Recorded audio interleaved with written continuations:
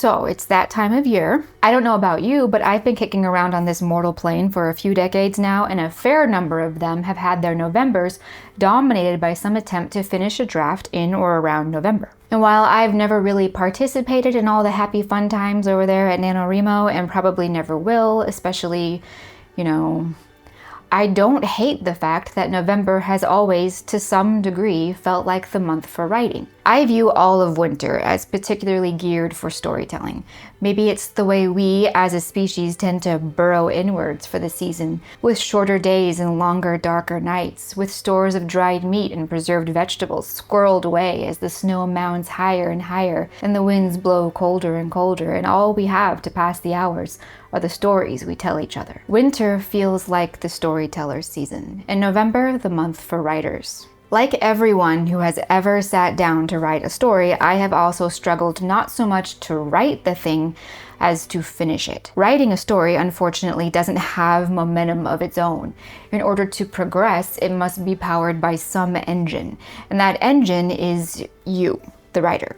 And writers get tired, very, very tired. And sadly, coffee, or if you're Faulkner, whiskey, doesn't count as fuel, at least not in the long term. Over the years, I've picked up a few tricks that have helped me, at least, get over that first and arguably biggest hurdle, finishing the first draft. And I'm going to share those with you now. Maybe they can help you too. First, forget the fact that you're writing a novel. Confused? Let me explain. We writers, and I speak from an abundance of experience, have this tendency to get in our own way. When I sit down to write my first draft, as I start to write, regardless of whether or not I know what happens in the scene or chapter, I find it difficult to write it in a way that pleases me aesthetically. That is, I'm trying to get the prose right as well. Do not do this. It's human nature for writers. If you're writing something, it also has to have the right words, right? Not yet. Your prose, your lovely descriptions, your witty dialogue, your clever turns of phrase should all be put entirely out of your mind when you're writing your first draft. The first draft is not a book or novel. It isn't even the slightly rough and imperfect early version of the finished novel. It isn't meant to resemble a novel in any way, shape, or form. It's only the story, the skeleton, and absolutely nothing more. Think of it this way. Imagine a good friend comes into your office and pulls up a chair next to your desk and says, "What are you writing?" And you say, "Well," hang on, I can't function without some kind of usable example. This is a story about a young woman named Norma, who lives isolated in the mountains in somewhere, I don't know, Idaho. Anyway, she lives all alone in the mountains in Idaho, and one day when she wakes up, her dog is gone. And then your friend says, "What did she do then?" And you say, "Well, it's autumn and it's starting to get really cold. She has a lot of work still to do to get ready for winter, but this dog is really special to her. So she gets some supplies together for the day and goes out to start looking for him." Your friend asks, "Does she find him?" You say, "No, she doesn't. She searches most of the day, but she can't find him anywhere. He's not down by the creek. He's not in the clearing in the forest. It doesn't seem like any predators have come through that would have picked a fight with him. I don't know what kind of predators there are deep in the wilds of the Idaho mountains, but there's bound to be some." But while she's out there, she finds something really, really strange. This is exactly, literally, how you should be writing your first draft. Don't sit down on day one and spend the next 15 hours trying to figure out how to describe Norma's tranquil little cottage with exactly the right crisp imagery. Don't waste time vacillating back and forth between third person and first person. None of that stuff matters right now, so don't even think about it. Just think about the story. Open your word processor, grab a blank document, and start typing. So there's a woman named Norma who lives out in the Idaho mountains somewhere, and she has a dog. The story starts in early autumn. Norma is in her mid-50s. She had a son who was in the Marines. He died 5 years ago overseas. She's currently working to get her cottage ready for winter. It's a lot of hard work, but she likes how distracting it is. And so on. I hope I'm making this clear enough. When this realization dawned on me, it quite literally changed my life. Your first draft is nothing more than you sitting at your desk telling the story to yourself. Who cares what words you use, what tense you're writing in, whether you're using first person or third person or you bounce back and forth at random? None of that matters. All that matters is that you get the story on the page. You just type the story, or write if you're one of those longhand lunatics who was born impervious to carpal tunnel, apparently, as if you're casually relating the events to a friend. As you write, if you come across something that might need research, don't stop and do the research. Pop a pair of parentheses in there and make a note and move on. If you happen to have an idea for a good conversation exchange that you want to get down in case you forget it, do that, but don't bother writing it. Don't worry about the prose that surrounds the description of the conversation. Treat it like a script, like this.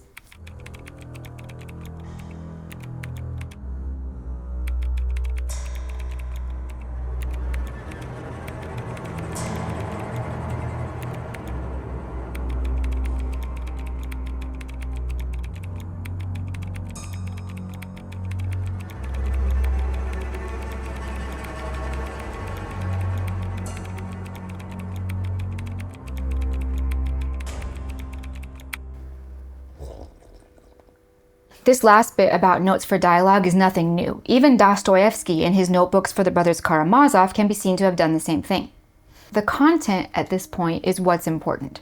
Once you've got the content figured out, that is, once you've finished your first draft, then you can go in and refine and flourish and elaborate and describe and embellish at your leisure. The process of writing good prose will seem a lot less daunting when you're more or less adding the prose onto a solid skeleton of the finished story. Story first, decoration later. Just like a house. Frame first, details later. For example, if you're trying to describe the forest and you want to remind yourself that this is the point in the story when you want to describe how large it is, you could spend 6 hours trying to get the perfect poetic imagery, or you could write, at this point she looked out behind the house and saw a whole mess of trees, and maybe the mountains which were tall like a wall that went up to the sky.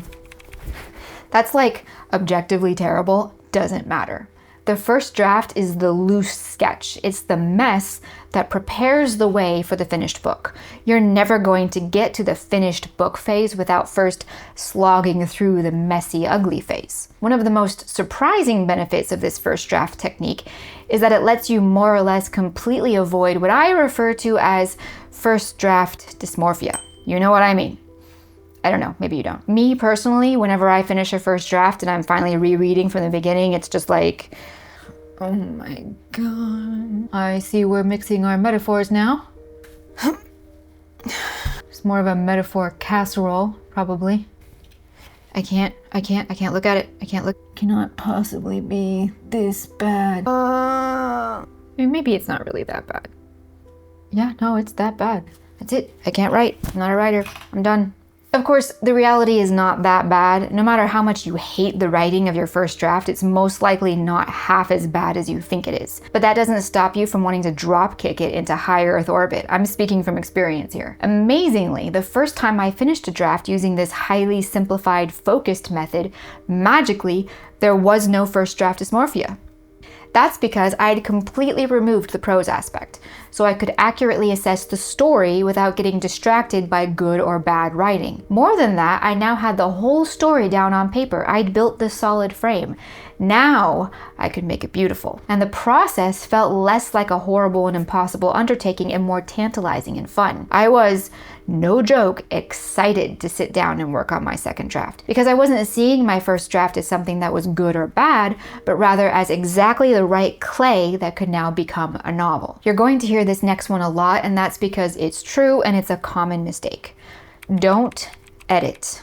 Basically, as you're hammering out this accursed first draft, you're inevitably going to reach a point when you realize, that Norma actually lives in Montana, not Idaho. And you'll think, well, I should go back and alter that where I mentioned it earlier because I might forget. First of all, no, you won't. As you're writing, the moment this realization dawns on you, say, as you're recounting what Norma does after the first snowfall, just put in a pair of parentheses and write, I should move this whole thing to Montana. And move on. You're going to read your entire first draft before you start your second anyway. And when you do, you'll remember that you were considering moving the whole thing to Montana, and at that point, you can make that decision. It'll work better then anyway because you'll have the whole story in front of you when you're making your considerations. Secondly, the idea that you have to fix something you've decided to change mid-first draft is a trap. Trust me. As you do so, you'll be tempted to rework other details here and there. You'll suddenly have a new idea for a scene. You'll think of a different way to approach a certain plot point. And all of these might even be good edits and good ideas, but now is not the time. You never ever edit or reread until you've reached the end. If you've written the first half in the third person, but now you decide you want the book to be in first person, don't go back and change it. Just start writing in first person and move on. You can make your final adjustment with the next draft. Really, and move on should be your motto throughout the entire first draft process. Not sure if a scene you just wrote is any good? Who cares? Move on. You can figure it out later. Not sure if that character name works? Just write what you've got now and move on. Not sure what scene should connect these other two scenes? Write a note there that you need a connecting scene and, you guessed it, move on. If you have more than one idea for a certain scene and you don't know which one to use, write both and then slap a giant or in between them and move on. You can decide later. Imagine you're Orpheus, bringing Eurydice out of the underworld. Hades told you that if you look back, Eurydice will have to stay there forever. If you, the writer, are Orpheus, Eurydice is your first draft. If you look back at her before you're out of the underworld, before you're done, because let's face it, writing the first draft is hell, you'll never finish. Hang on, does that make me Hades? Think of the first draft as you thinking on paper.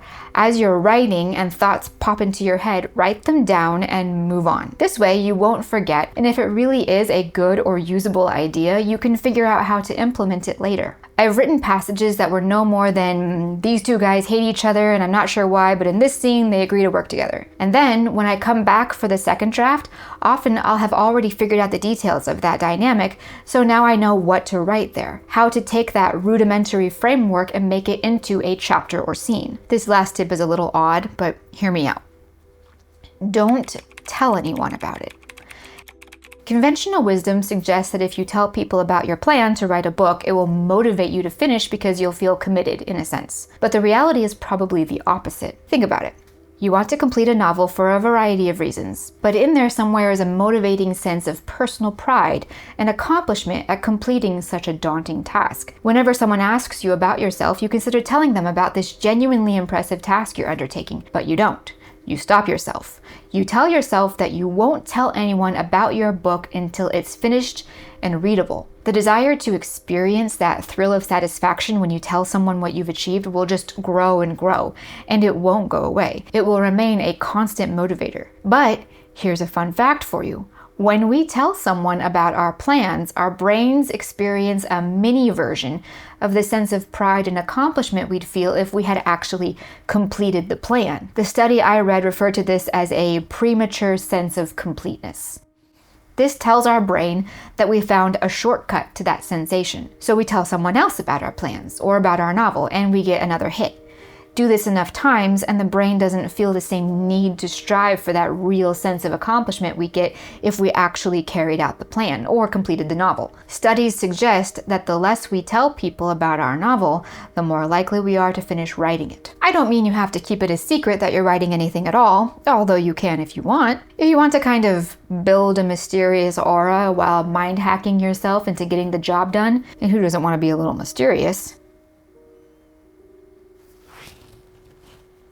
You could tell people who happen to ask that you're writing a book, but don't tell them about it. I did that a couple of times, mostly because I was too shy to talk about my story, so I said, you'll find out when you read it. And more than once, someone would flag me down in the grocery store parking lot, like, hey, can I read your book yet? True story. Which then, in turn, further motivates you to finish. You see? A side note, if you've watched my video about plot development and you want to implement mini arcs into this first draft, that would work really well. If I were you, I'd treat each mini arc as a paragraph. Let me give you an example. Paragraph 1. Norma and her dog settle in for the night. She makes plans to start getting her vegetable garden ready for autumn. She hears something a little strange in the forest but figures she imagined it. But when she gets up the next morning, her dog is gone, the house is locked up, the windows are all closed, but he's gone. Paragraph 2. Norma gets supplies together to go look for her dog out in the forest. She's trying to be calm and make a smart plan. While she's out in the woods, she hears a rustling and whimpering and thinks it might be her dog, but when she follows it, she doesn't find her dog. She finds her son, a soldier who died 5 years ago. He's just standing there in the clearing looking at her.